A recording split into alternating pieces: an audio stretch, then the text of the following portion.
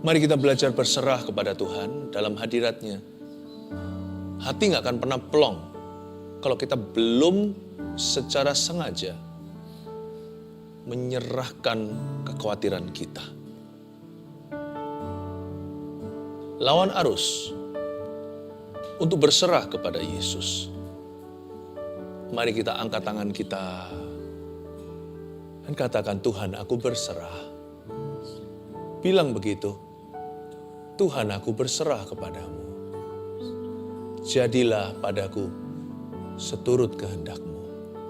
Terima kasih Tuhan, sampaikan sabda-Mu, beritakan firman-Mu, ajari kami seni beriman, dan ambil setiap roh kecemasan dari dalam diri kami, supaya kami bebas, supaya kami bahagia karena Tuhan. Terima kasih Tuhan, di dalam nama Yesus, haleluya, sembunyikan hamba balik salib-Mu selalu. Amin. Praise the Lord, puji Tuhan. Saya merasakan ada banyak orang dibelenggu dengan roh kecemasan. Bukan roh jahat, tetapi itu sebuah patron pikiran. Karena itu saya berikan judul hari ini, judulnya agak keras karena ada kata bertobat di dalamnya, tapi memang sungguhan. Overthinking itu dosa, itu bukan sifat. Bertobat dari overthinking.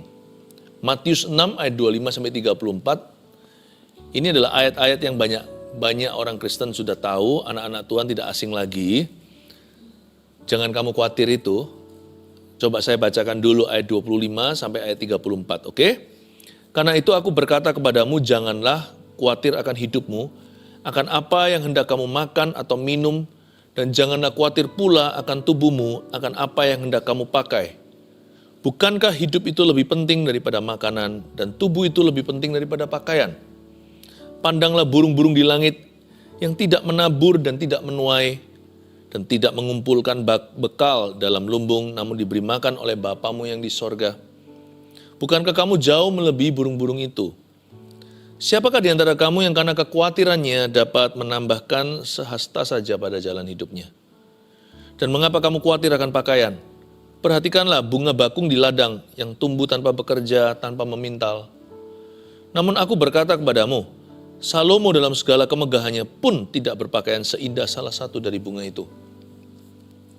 Jadi jika demikian Allah mendandani rumput di ladang, dan yang hari ini ada besok dibuang ke dalam api, tidakkah Ia akan terlebih lagi mendandani kamu, hai orang-orang yang kurang percaya? Sebab itu janganlah kamu khawatir dan berkata, apakah yang akan kami makan? Apakah yang akan kami minum? Apakah yang akan kami pakai? Semua itu dicari bangsa-bangsa yang tidak mengenal Allah. Akan tetapi Bapamu yang di sorga tahu bahwa kamu memerlukan semuanya itu. Tapi carilah dahulu kerajaan Allah dan kebenarannya, maka semuanya itu akan ditambahkan kepadamu.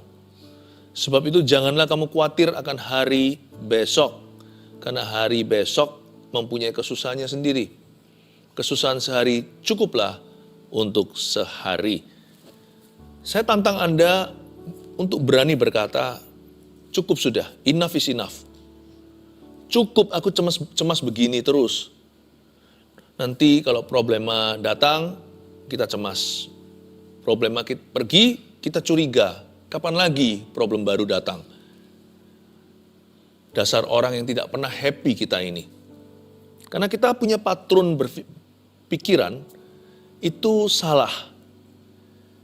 Kita harus berani berkata, kecemasan sampai tahun ini saja. Enough, cukup. Sekarang saya sudah bebas. Saya bebas oleh darah-darahnya anak domba Allah. Saya bebas dari jalur pikiran ini. Bahkan, tahukah Anda bahwa overthinking itu termasuk dosa? Kok bisa? Coba baca ayat 25. Karena itu aku berkata kepadamu, janganlah khawatir akan hidupmu. Ini kata-kata Yesus ya. Yesus itu firman. Apa yang Yesus katakan itu standar Allah. Dan Yesus berkata di sini, pakai kata jangan, berarti itu perintah. Itu bukan himbauan, itu bukan saran. Karena itu aku Yesus berkata kepadamu, pada murid-murid Yesus dan para pendengarnya. Janganlah khawatir akan hidupmu. Jangan kamu khawatir, burung di udara dia pelihara seperti lagu itu. Janganlah khawatir akan hidupmu. Lalu jangan khawatir apa lagi? Jangan khawatir apa yang hendak kau makan, atau apa yang hendak kau minum. Jangan khawatir juga akan tubuhmu, apa yang hendak kamu pakai. Bukankah hidup itu lebih penting daripada makanan, dan tubuh itu lebih penting daripada pakaian? Kekhawatiran itu nggak boleh diremehkan. Overthinking, kecemasan. Karena orang yang cemas berlebihan, yang overthinking melulu, prioritas hidupnya pasti nggak betul. Karena itu Yesus di sini tegur. Hidup itu kan lebih penting daripada makanan. Saya garis bawahi di Alkitab saya kata lebih penting. Berkali-kali lebih penting itu. Tubuh itu lebih penting daripada pakaian. Gak bisa kita itu menyembah Tuhan dalam kebenaran sambil menyimpan overthinking dan kecemasan. Karena kita gak bisa melayani dua Tuhan. Kalau kita melayani Yesus, maka garis besarnya adalah iman. Tapi kalau kita melayani kekhawatiran, kecemasan, garis besarnya adalah roh ketakutan. Nggak bisa dicampur baur. Air dan minyak nggak bisa bersatu. Apalagi Tuhan sudah berkata, jangan khawatir akan apapun juga. Kalau kamu khawatir, hatimu nggak benar. Nggak bisa menyembah Tuhan dalam roh dan kebenaran. Karena orang yang khawatir, pasti terbolak-balik. Dolak-dalik yang namanya definisi penting. Bukankah kamu lebih penting daripada makanan itu? Hidupmu itu, tubuhmu lebih penting daripada pakaian. Tapi orang yang khawatir mementingkan pakaian. Padahal pakaian itu bukan keinginan, sah-sah aja sih. Karena pakaian dalam konteks orang yang khawatir seringkali adalah kebutuhan. Makanan juga sama. Bagaimana kalau kita kepepet? Gimana kalau kita terjepit? Gimana kalau kita terpojokkan oleh keadaan? Bolehkah kita khawatir? Boleh sih boleh. Tapi apa gunanya? Karena Alkitab mengatakan, tadi yang ayat yang kita baca, siapa sih yang dengan khawatir menambah sahasta pada hidupnya? Tuhan itu melarang dengan keras. Jangan kamu khawatir. Seperti dikasih tanda seru berkali-kali. Karena kecenderungan kita itu selalu mengkhawatirkan segala sesuatu. Tuhan bilang, kalau kamu mau menyembah aku dengan benar, dalam roh dan kebenaran pula, kamu tidak boleh overthinking. Pandanglah burung-burung di langit, ayat 26. Yang tidak menaburkan dan tidak menuai. Yang tidak mengumpulkan bekal dalam lumbung namun diberi makan oleh Bapamu di sorga. Bukankah kamu jauh melebihi burung-burung itu? Siapakah di antara kamu yang karena kekhawatirannya dapat menambahkan sehasta saja pada jalan hidupnya, ayat 27. Perintah jangan kamu khawatir itu sangat fungsional. Gimana Tuhan bisa bicara kepada kita? Kalau hati kita panik sendiri, kalau pikiran kita kacau balau. Yang seringkali kita katakan bahwa kita tidak bisa mendengar suara Tuhan itu gak tentu betul loh. Kemungkinan besar Tuhan sudah berbicara, tapi Anda dan saya yang tidak mendengarkan karena kalut pikiran. Makanya Tuhan tuh berkata begini dalam ayat Alkitab. Tuhan berkata, tenanglah, ini aku, jangan takut. Waktu murid-muridnya panik sendiri, itu di atas lautan Danau Galilea. Yesus berjalan di atas air menghampiri mereka untuk tolong mereka. Tapi mereka berkata, ini hantu. Tuhan berkata, tenang. Kalau kamu nggak tenang, Tuhan akan kira-kira kamu hantu nanti. Jangan-jangan hantu dikira Tuhan. Ketakutanmu dikira nanti inilah realita yang akan terjadi. Nanti tidak akan bisa berpikiran lurus.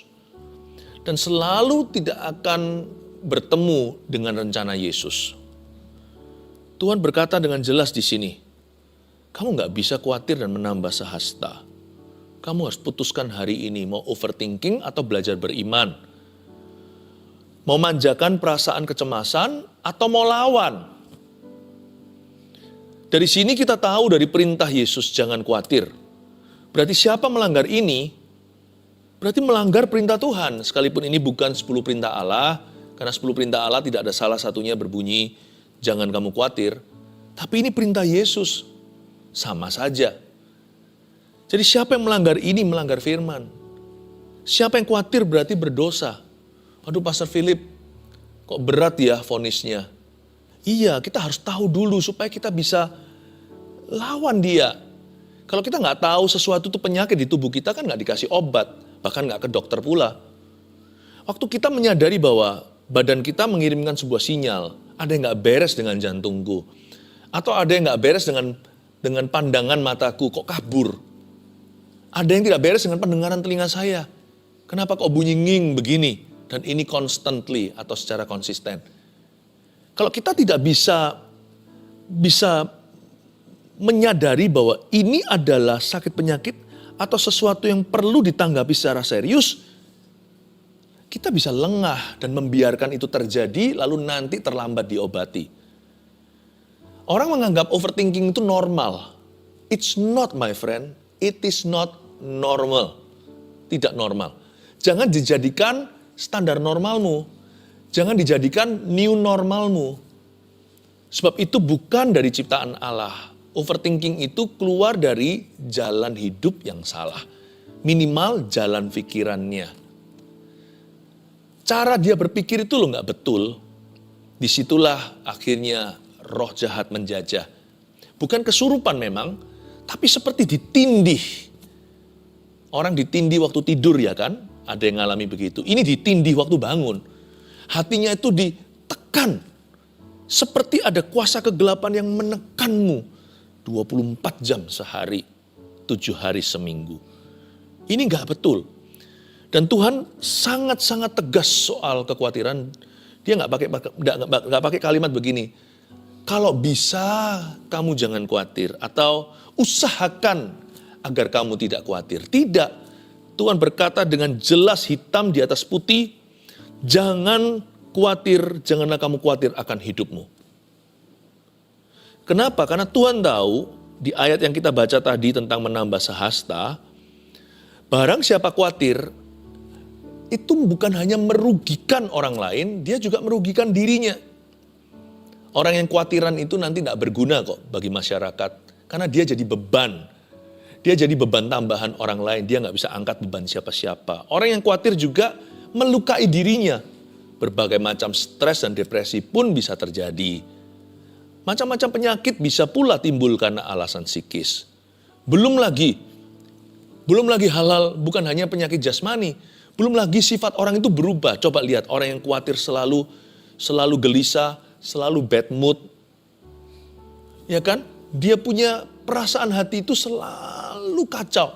Lihat nanti, tutur katanya pun banyak salah. Banyak melukai sini sana. Gampang emosi, mudah disulut amarah. Gak sabaran sama orang. Makanya Tuhan tegasi, kamu jangan sekali-kali kamu khawatir. Sebab bukan hanya kamu tidak menambah sehasta, bisa-bisa kamu mengurangi 10 hasta dari hidupmu dan hidup orang lain. Belum lagi orang yang khawatir itu juling mata rohaninya terhadap Tuhan. Apa yang Tuhan utamakan di hidupnya, dia anggap remeh dan gampang.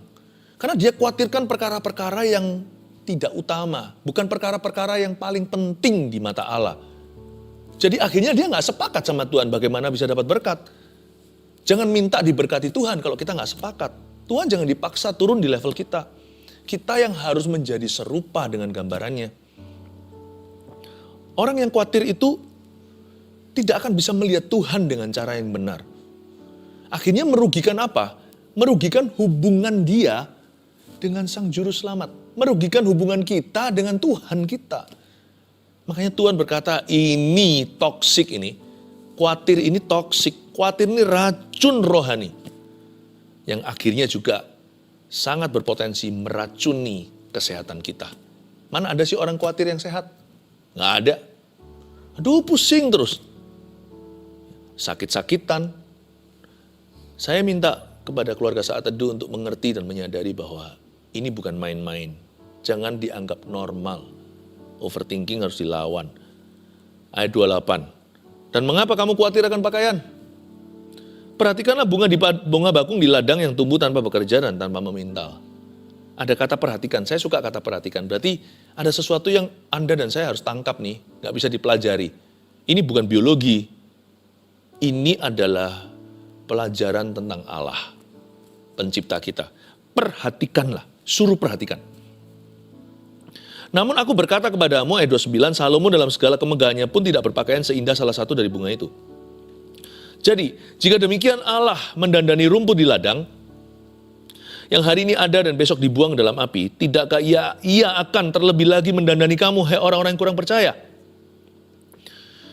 Disuruh perhatikan, tapi kelihatannya disuruh perhatikan bunga lah, disuruh perhatikan rumput lah, padahal enggak. Kalau kita baca dengan seksama, kita disuruh memperhatikan Allah. Kita bukan disuruh perhatikan ciptaannya, tapi penciptanya. Jadi jika demikian Allah mendandani rumput di ladang, yang hari ini ada dan besok dibuang, tidakkah ia akan terlebih lagi mendandani kamu, hai orang yang kurang percaya. Tuhan itu berkata begini, solusi khawatir itu satu sih, mengenal aku dan menangkap isi hatiku. Coba kalau kita diem aja 5 menit, daripada kita itu panik 5 jam, daripada kita itu khawatir 5 hari, daripada kita stres 5 minggu, daripada kita merugi 5 tahun, 5 menit aja berhenti sejenak. Ingat kasihnya, ingat kebaikannya, dan anugerahnya, selamatkanku. Sebab kasihnya setinggi langit, kasih setia Allah Bapa kita. Besar kasih Allah pada kita. Kalau kita mau ingat aja, kita mau memperhatikan Allah kita. Dan kita berkata, Bapa ajari aku 1-2 hal tentang dirimu. Tiap hari 1. Aku ingin menangkap isi hatimu. Jangan hanya membaca Alkitab demi sekedar demi untuk membaca dan menyelesaikannya. Tangkap hatinya Allah itu loh. Tangkap hatinya. Jangan jadi yes man semata-mata hanya melaksanakan perintah. Kita juga punya sih orang-orang seperti itu dalam hidup kita ya kan. Baik sih, saya bersyukur untuk semua tipe orang. Tapi ada orang-orang yang hanya melakukan perintah. Tapi gak pernah ngerti-ngerti hati kita. Jadi bayangkan kalau suatu hari perintah belum diberikan. Orang itu bengong gak tahu mau lakukan apa. Tapi lihat, sahabat selalu tahu isi hati sahabatnya. Anak biasanya tahu isi hati orang tuanya. Suami istri saling mengenal isi hatinya. Jadi bahkan tidak perlu main perintah, kita udah ngerti kok.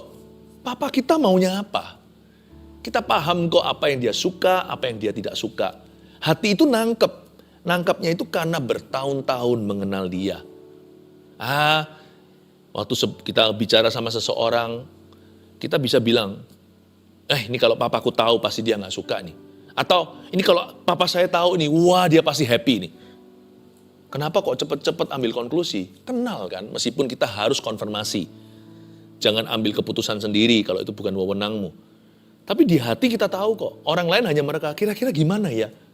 Pak bos mau gak ya proposal begini? Wah ini papaku dari dulu suka yang begini. Tapi coba saya tanyakan papa saya ya. Atau sebaliknya, udah yang kayak beginian. Papa saya paling benci. Papa saya itu orangnya begini, titik. Lanjutkan sendiri.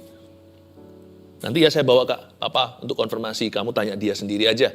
Tapi menurut saya, ya paham saya, pengenalan saya akan ayahku sendiri adalah, yang beginian itu dia paling gak suka. Karena ayah saya itu orangnya gak begitu. Malah justru papa saya itu orangnya begini. Kok bisa ya? Hanya anak kan, pegawainya gak bisa tahu kan. Atau orang tangan kanan yang bisa kenal. Disuruh perhatikanlah. Bukan rumput di ladang, bukan bunga di padang. Perhatikanlah Allah. Tidakkah ia akan terlebih lagi mendandani kamu. Kalau kita tahu isi hati wataknya Tuhan. Bapak itu tidak mikir investasi. Bayangin, itu bunga di padang dihiasi. Rumput juga. Hijaunya kayak begitu. Besoknya dia layu dan dibuang orang ke dalam api. Atau dia tersengat dengan sang surya matahari. Itu aja sehari aja. Satu siang aja untuk dinikmati itu pun banyak orang gak menikmati dengan matanya karena hanya lalu lalang saja. Bapak kasih full house. Bukan karena Bapak berkata, apa ya returnnya ya? Apa kembaliannya untuk aku? Aku dapat apa dari ini? Bapak kalau memberkati itu gak pakai embel-embel. Kalau aku berkati kamu, nanti kamu harus melayani aku. Kalau aku berkati kamu harus memberi persembahan. Gak ada. Makanya saya juga gak pernah kok sama Tuhan itu kasih janji-janji, Tuhan kalau engkau berkati gini, saya jauhkan yang gitu-gituan. Karena saya kenal watak Bapak saya. Dengar baik-baik ya, Papa saya ya, Bapak rohani, Bapak saya di dalam sorga. Bapak segala roh, kata Ibrani. My Father in heaven. Orangnya gini, saya beritahu ya sekarang. Dia itu kalau memberi tanpa pamrih. Kasih ibu itu terinspirasi atau diambil dari kasih Bapa di sorga. Tak mau kembali, hanya memberi. Bapak itu kalau ngasih, meskipun cuma 1 hari, besok hangus, dia tetap memberikan yang terbaik. Karena memang itu sifatnya. Dia maha murah, bukan murahan, maha murah hati. Dia maha memberi. Nah kalau begitu kita punya Bapak, kenapa kita ketakutan? Kenapa kita overthinking seolah-olah Tuhan itu akan menjegurkan, seolah-olah Tuhan akan menceburkan, seolah-olah Tuhan itu akan melukai, seolah-olah Tuhan itu akan merugikan, seolah-olah Tuhan itu hendak mengambil sesuatu, seolah-olah Tuhan itu jual mahal, seolah-olah Tuhan itu lebih senang bilang tidak sama kita, supaya mendidik kita daripada berkata iya dan memanjakan kita. Tuhan tidak pernah memanjakan, I know. Tapi jangan pakai alasan mendidik. Dia adalah pendidik yang paling tinggi. Berarti dia jahat. Berarti dia itu keras. Bukan hanya ketegasan Tuhan saja yang patut kita pelajari. Tangkap isi hatinya, dia murah hati. Kalau kita tahu Bapak seperti apa yang kita sembah dan punya, niscaya pastilah semakin hari, semakin sedikit kekhawatiran di dalam hati. Setiap bulan, semakin berkurang itu kecemasan. Dan setiap tahun, overthinking tidak lagi menjadi gaya hidup di dalam hidup kita. Haleluya. Ayat 31. Sebab itu janganlah kamu khawatir dan berkata, apakah akan kami makan, apakah yang akan kami minum, apakah yang akan kami pakai. Semua itu dicari bangsa-bangsa yang tidak mengenal Allah. Akan tetapi Bapamu yang di sorga tahu bahwa kamu memerlukan semuanya itu. Ayat 32 ini bagus sekali. Kalau kamu khawatir terus ya nanti lama-lama hidupmu akan mengejar sesuatu yang gak jelas. Kalau overthinking itu dibiarkan, lama-lama nanti kita terbiasa mencari apa yang dicari oleh bangsa-bangsa yang tidak mengenal Allah. Kita perlu satu kepastian, perlu sebuah jaminan, perlu sebuah garansi. Kita akhirnya mencari-cari apa yang bangsa-bangsa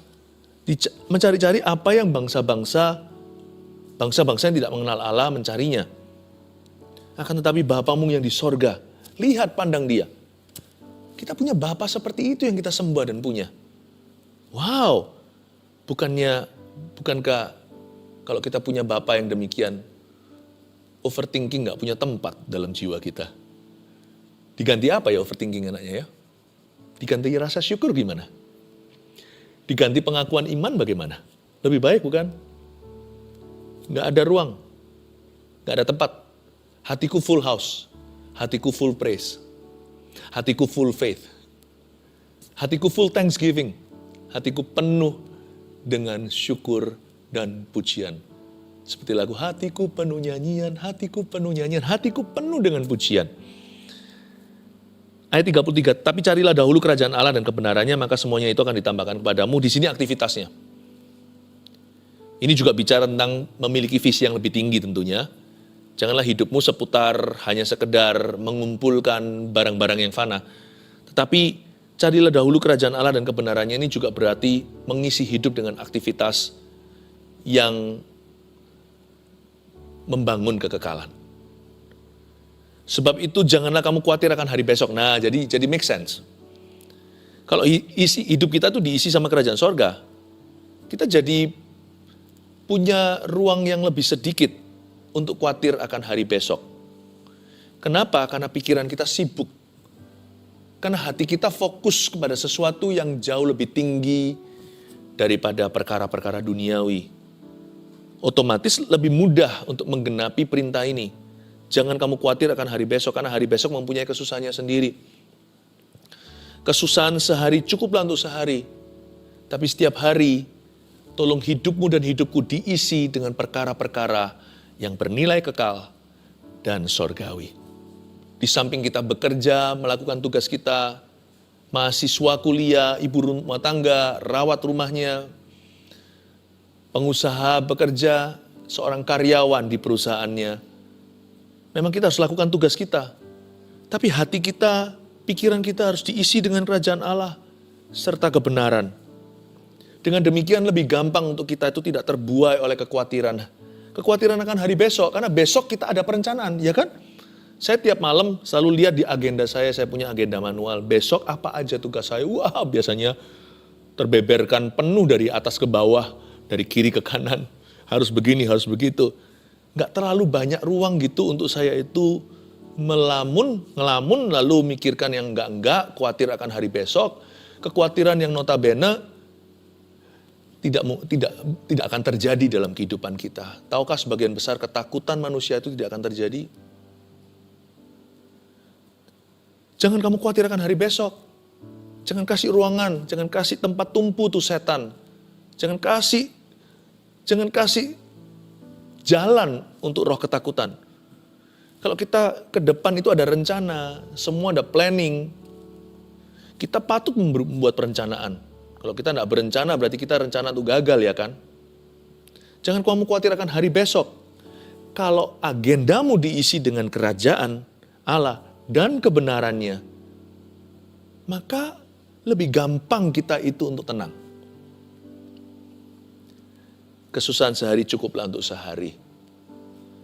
Daripada orang yang nganggur pikiran, lelah dan letih lesu sendiri. Daripada begitu, mendingan otak ini diisi dengan hal-hal yang penting, yang perlu, yang membangun, lalu belajar serahkan sisanya kepada Tuhan. Saya ngerti suatu hari kita boleh punya rencana. Suatu hari kita semua akan punya hari terakhir kita hidup di dunia. Kalau Tuhan belum datang loh ya. Meskipun kalau suatu hari itu adalah hari terakhirku, percayalah, saya tetap akan buat rencana untuk tahun depan. Karena kita tidak tahu hari kapan kita akan dipanggilnya. Tapi kita tahu hari ini adalah tugas kita untuk mengisinya. Dan kita harus mengisi hari ini dengan perencanaan yang baik untuk hari esok. Kalau kita bisa menangkap ini, kita akan menang atas overthinking. Saya kasih rangkuman summary. Demikianlah kesimpulan dari apa yang diajarkan oleh firman ini. Bertobat dari overthinking nomor 1. Sadari bahwa jangan khawatir itu adalah sebuah perintah. Nah, kita sekarang baru menyadarinya. Iya ya, itu perintah. Waduh, selama ini aku kira itu pergumulan. Berarti gimana Pastor Philip? Saya harus apa? Harus tegas. Harus tengking. Harus lawan arus. Yes, lawan arus. Berbahasa roh, berbahasa lidah. Kalau sudah dikaruniai oleh Tuhan, karunia Pentakosta. Pakai itu untuk membangun manusia rohmu. Bukankah ditulis di perjanjian baru, bangunlah dirimu di atas dasar imanmu yang kudus dengan berdoa di dalam roh. Berdoalah dalam roh dan bangunlah dirimu di atas dasar imanmu yang kudus itu. Baca firman, jangan bengong pikiran, lalu terus pikirannya itu ke ujung dunia yang gak jelas, atau kepada sesuatu yang bukan berada di dalam kendalimu. Daripada gitu, mendarat di ayat. Yes, ya itu dia, mendarat di ayat. Itu jauh lebih berguna daripada terbang di awan-awan. Baca Alkitab, pejamkan matamu setelah itu dan berkata, terima kasih aku terima firman ini dengan iman, biarkan firman ini bertumbuh 30, 60, 100 kali ganda di dalam jiwaku. Begitu, lawan keluarga Saat Teduh, sadari bahwa jangan khawatir itu adalah sebuah perintah. 2, perkuat hubungan dengan Bapa, lalu tangkap isi hatinya. Perhatikanlah Bapa, bukan bunga di padang, bukan rumput di ladang. Perhatikan Bapa penciptamu, bukankah Ia akan menghiasimu? Rumput aja dihiasi. Perkuat hubungan dulu dengan Bapa. Mustahil lah kita bisa tangkap isi hatinya kalau kita tidak melekat, kalau kita tidak mendekat kepada Tuhan dan melekat serta merapat. Langkah pertama itu bukan kenal dulu, tapi datang dulu. Langkah ke-1 itu adalah langkah iman untuk melangkah mendekat Tuhan. Ya, mulai bangun mesbahmu yang runtuh. Udah gak ada waktu saat teduh pribadi atau saat teduh bersama. Mulai bangun kembali. Seperti mesbah Elia itu. Lalu nantinya api turun. Api kan gak turun sembarangan kalau gak ada mesbahnya. Api juga tidak akan diturunkan. Bangun. Perkuat hubunganmu dengan Bapa. Lakukan kembali aktivitas-aktivitas rohani yang membangun imanmu. Lalu setelah itu jangan hanya lakukan itu sebagai religi atau sesuatu rutinitas, bahkan liturgi. Setelah Anda merapat, mendekat pada Tuhan, usahakan untuk tangkap isi hatinya seperti kalau di dalam kelas gitu ya, guru lagi berceramah atau mengajarkan matematika, fisika, atau bahasa Inggris, atau bahasa Indonesia. Anda jangan tertidur. Jangan juga melamun, jangan gambar-gambar yang gak jelas.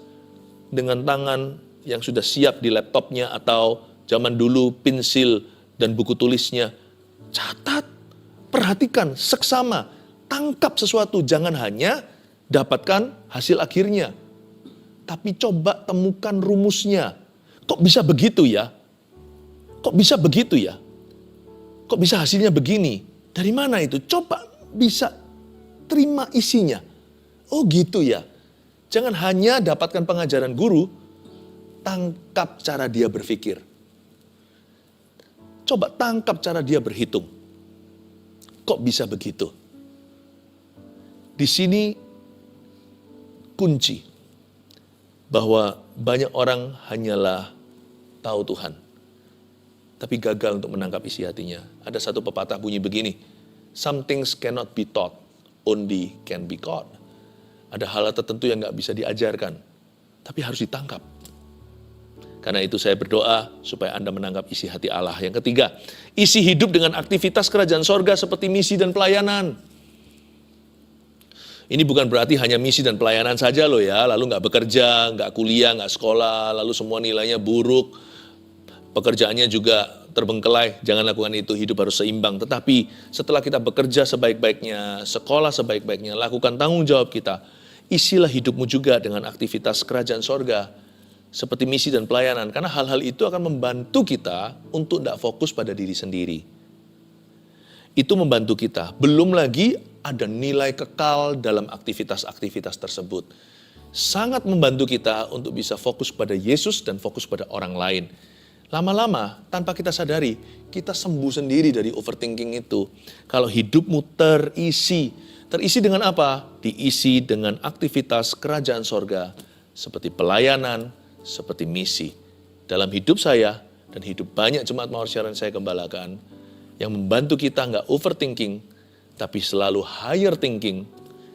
Bukan cemas, tapi memikirkan perkara lebih tinggi adalah visi mendirikan 1000 gereja lokal yang kuat, dengan 1 juta murid Kristus. Kita hidup untuk itu. Dan karena itu kita tidak pernah fokus kepada perkara-perkara yang sementara. I pray, saya berdoa Anda menang dari overthinking. Haleluya.